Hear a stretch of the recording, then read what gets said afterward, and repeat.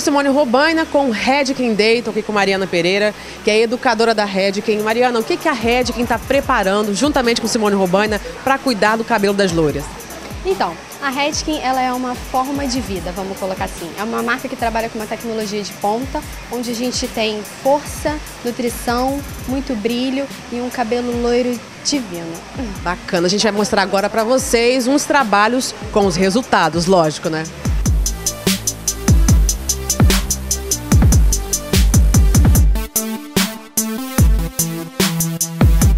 Qualquer uma pode ficar loura, né? Mas só que isso dá um trabalho.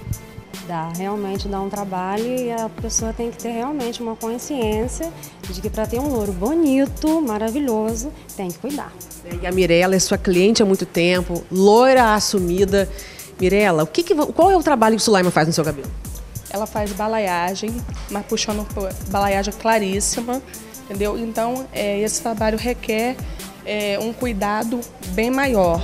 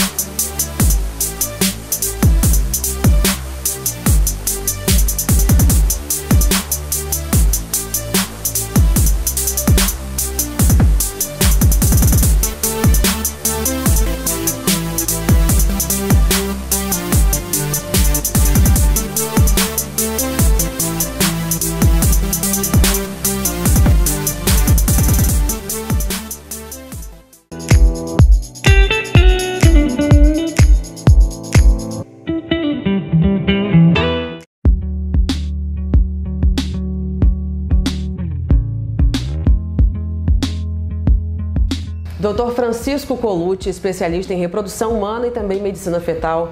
Dr. Francisco, acho que uma coisa que ainda não fica muito clara para as pessoas, o que significa uma síndrome?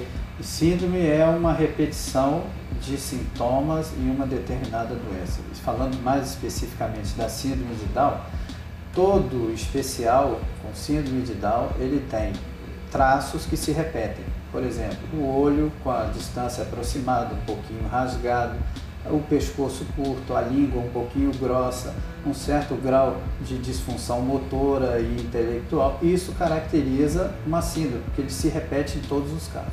E nesse gráfico aqui o senhor consegue me mostrar como que ocorre essa síndrome? Eu vou mostrar para você, primeiro te mostrando, isso seria um mapeamento dos cromossomos de um ser humano.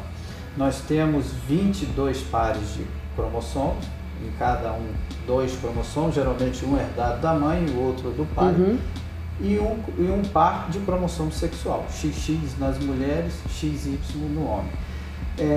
Os cromossomos se conta 46. Dentro dos cromossomos estão os genes. Isso é uma informação importante, porque doença genética são doenças que ocorrem nos genes que estão no cromossomo. E síndrome de Down é uma trissomia, quer dizer, não é um erro genético específico, é um erro numérico. Quer dizer, o indivíduo ele não tem 46 cromossomos, ele tem 47, porque existe um cromossomo a mais no par 21. Isso caracteriza síndrome de Down. Então, nesse mapeamento, no par 21, que está em azul, você pode observar que existem 3 cromossomos em vez de 2. Então esse é um cariótipo, como a gente chama, essa contagem de número de cromossomos de um paciente com síndrome de Down. Não é uma coisa genética, é uma coisa numérica, é uma coisa de ocasião. O que significa ocasião em genética, no raciocínio clínico? Toda vez que uma mulher e um homem se propuserem a reproduzir, vai ter o risco de acontecer esses erros numéricos.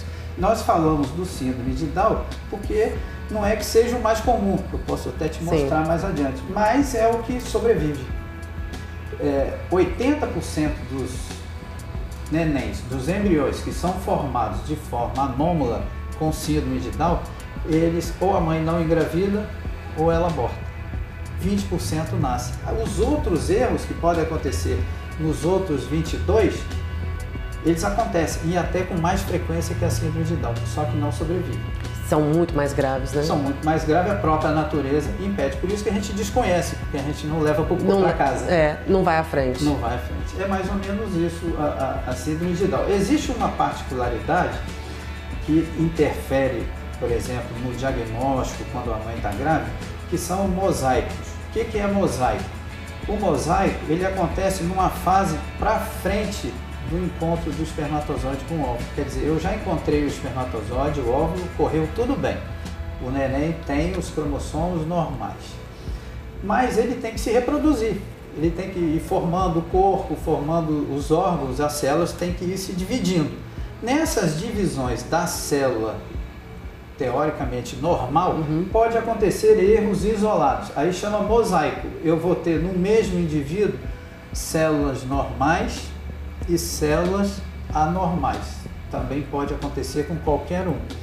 E isso vai dar o grau, por exemplo, da gravidade da doença. Tem gente que tem especial, tem Down, mas é um Down mais acentuado. Mais acentuado, o outro mais leve. Isso pode acontecer, por isso que chama mosaico. São células normais e anormais. Isso é muito comum. Mais ou menos perto dos 30 anos, há uma queda acentuada, tanto na qualidade do óvulo, principalmente, como no número de óvulos. Por isso que a gente ouve falar que a mulher, a partir dos 34, dos 33, já é um risco muito grande, né? É um risco, mas é um risco que a gente chama risco relativo. O que é risco relativo? É a probabilidade inicial de qualquer mulher ter um neném com um erro cromossômico, no caso a síndrome de Down.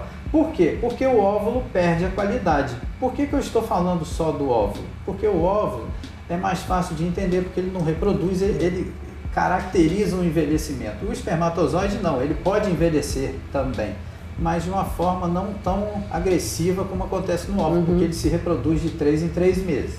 Então, se a gente observar, há uma queda acentuada na qualidade e na quantidade de óvulo, diminui a fertilidade. Por que diminui a fertilidade? Porque aumenta o número de erros. Ah, sim.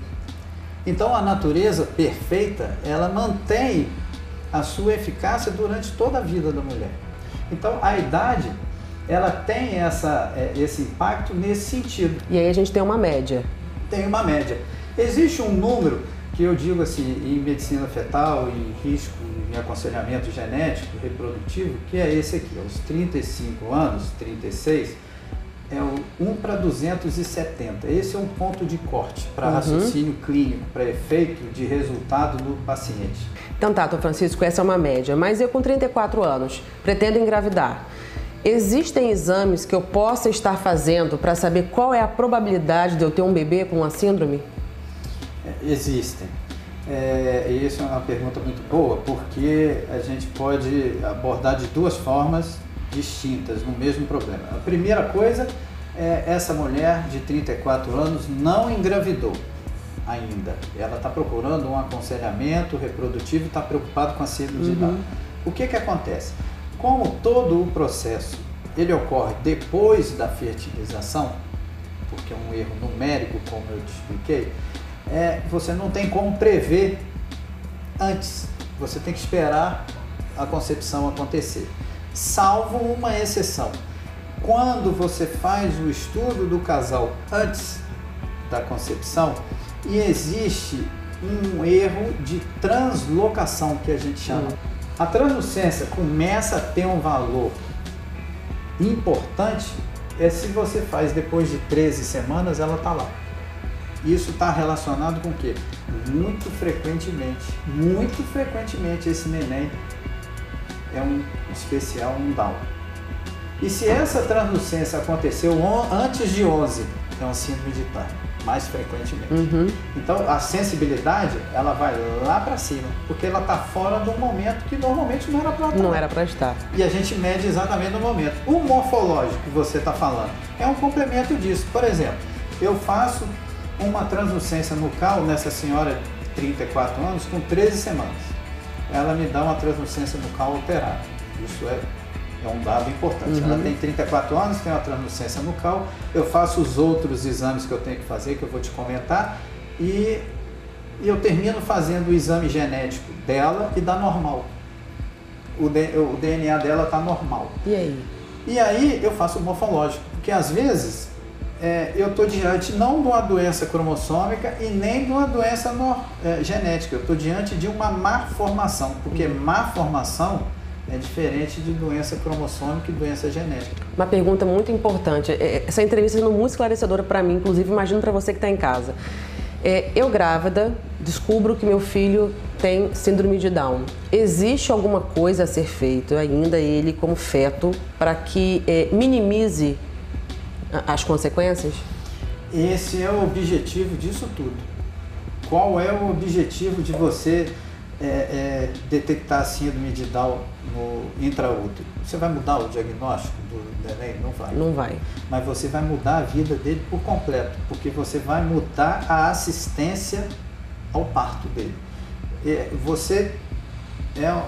estou diante de uma gestante com um neném com esse diagnóstico. O que eu tenho que fazer? Eu tenho que chamar o pediatra, eu tenho que chamar um cardiologista, eu tenho que chamar um psicólogo para preparar essa família para receber esse especial. Saber lidar com essa criança. Eu tenho que preparar a unidade perinatal para poder recebê-lo no momento do parto, é fundamental. Esses nenéns, entre outras coisas, eles têm hipotonia da musculatura. Por exemplo, olha, os achados na síndrome de Down, os nenéns apresentam hipotonia muscular. Isso é fundamental. Quando corta o cordão umbilical, o neném ele tem que assumir a atitude respiratória. Ele vai precisar da musculatura dele.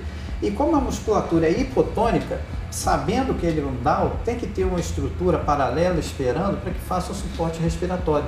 Porque se ele tem algum déficit motor ou intelectual, ele vai piorar, porque você vai fazer uma deficiência de oxigênio, isso vai agravar ainda mais aquela estrutura. E vai culminar em quê?